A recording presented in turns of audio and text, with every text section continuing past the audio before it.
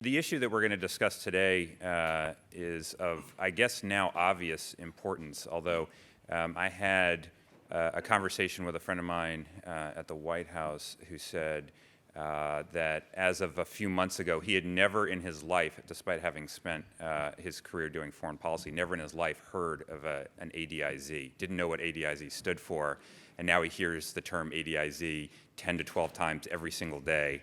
And the question comes, what is it? What does it mean? What are we going to do about it? So part of the exercise today is to talk precisely about some of those things, and we'll have two distinguished panels that will discuss first, in the first panel, the military implications of the East China Air Defense Identification Zone and possible similar declarations in the future, as well as some of the big picture political and strategic questions that moves like this raise. And then the second panel, which will follow this distinguished group up here, will seek to answer the question, what do we do about this? What kind of military, political, and legal measures can be taken in order to preserve lawful access to the air commons in the face of unilateral challenges to the existing rules of the road? Several points to make about that freedom of navigation policy is that, first of all, it's a whole of government effort. So the Department of State and the Department of Defense are closely aligned in preserving that freedom. And we do so both by diplomatic demarches to protest excessive claims that we see in the world, as well as through freedom of navigation operations and other FON-related operations. Second, it's global in application. Each one of the combatant commanders conducts freedom of navigation operations and other activities to preserve that freedom, and demarches happen around the world when we see a claim that we view to be excessive under international law. It's state neutral, and that's a point I really want to emphasize. The policy is state neutral. It looks at international law, it looks at that maritime claim of that coastal state, and then we act accordingly. And so as a result, what I would say is, I recommend yesterday, the Department of Defense released its annual Freedom of Navigation report, which identified the activities that the U.S. Department of Defense conducted in the past year to preserve that freedom. And it lists off the nation's excessive claims which we challenged and those particular claims that we challenged. And you will see in that list, it includes nations that have all different types of relationships with the United States, some of which are treaty allies. Does that mean we have a bad relationship with that country or we think that country is bad? No. It means that we think that claim is excessive. And so as a result, we challenge those as well as other nations, regardless of the relationship. Now, the Chinese have said that the announcement of this is not directed at any particular country, and it's designed to safeguard safety and stability within the area by making it clear under what conditions the Chinese would operate regarding international airspace near its borders. And I should add that the Chinese have stated repeatedly, both at an authoritative and a non-authoritative level, that their ADIZ does not constitute territorial airspace. It should not be treated as territorial airspace, and it doesn't intend to treat it as such. Question, of course, is implementation. And the second factor is that it overlaps with other ADIZs, including the Japanese, the Taiwan, and the South Korean ADIZs. And probably the most important of those three is with Japan, because it overlaps the Senkaku Diaoyu Islands. And that particular issue then raises all kinds of concerns about whether or not the Chinese, as a result of the ADIZ, will increase their level of interception, increase their level of activity on the justification of implementing their ADIZ over aircraft that are operating over the Senkaku and Diaoyu Islands. And that would be primarily Japanese aircraft. So that presents a significant problem. China announced that aircraft flying in the ADIZ must provide the identification and may adopt coercive response, like Mr. Swan said.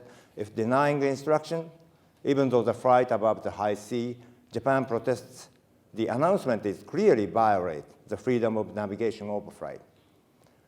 China enacted the law of PRC on the territorial sea and the contiguous zone in 1992, which states its territories, including the Senkaku Islands. It firstly broke the status quo of the East China Sea. And now China includes the Senkaku within its ADIZ. It can never be approved. China is using its ADIZ procedure to foment public conflict over the territorial disputes over the Senkaku Islands. On December 26, 2013, Chinese Defense Ministry spokesman stated that between November 23rd, when the ADIZ was established, and December 22nd, just 1 month, China had sent 51 rounds of surveillance aircraft, early warning aircraft, and fighters for a total of 87 flights to police or patrol in the ADIZ airspace. All IDIG is include Korea, Japan, and China, turning East China Sea region as a center of the high tension for potential military confrontation. China and Japan are ignoring each other's assertion, and this attitude toward the ADIG issue is igniting a bigger flame rather than trying to put out the flame. The bottom line is there is a body of state practice that relates to this, and that state practice is focused on 3 points of law that are really quite easy to understand, and they're important to understand. The first point of law has to do that there's only 2 types of airspace. Unlike sea space, there are only 2 types of airspace: sovereign national airspace and fully international airspace. Full stop. That's it. There are only 2 kinds. That's the first rule. First part of the law you need to understand. The second is that anyone operating in international airspace must operate with due regard for others who are operating in international airspace. In other words, stay out of each other's way. You can go out and you can intercept, but stay out of each other's way. And don't do anything that would harm the other person operating in that airspace. And then the third is there's only 2 ways in which you can use force.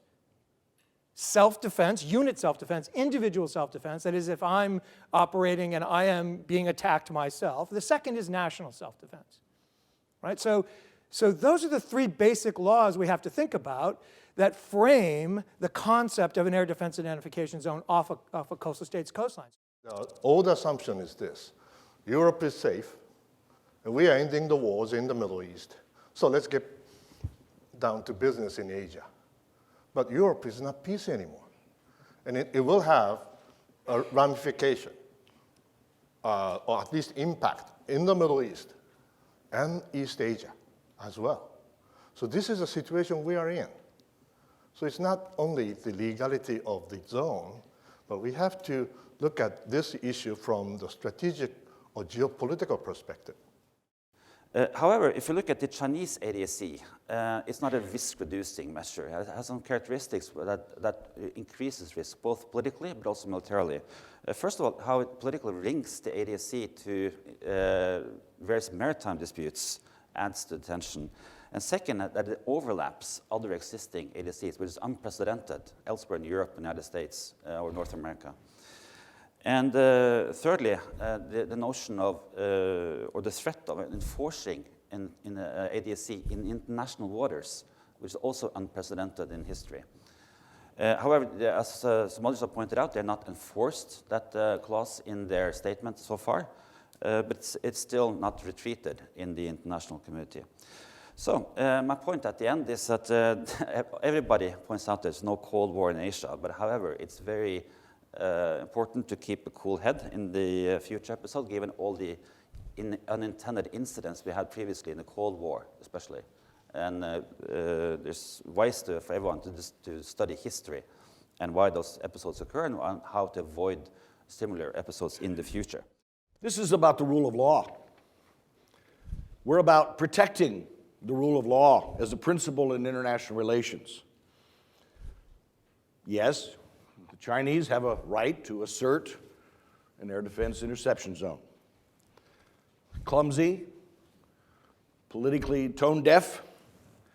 I think there's a lot of that. Not likely they're going to reverse that decision. So it's a reality that we have to figure out what to do.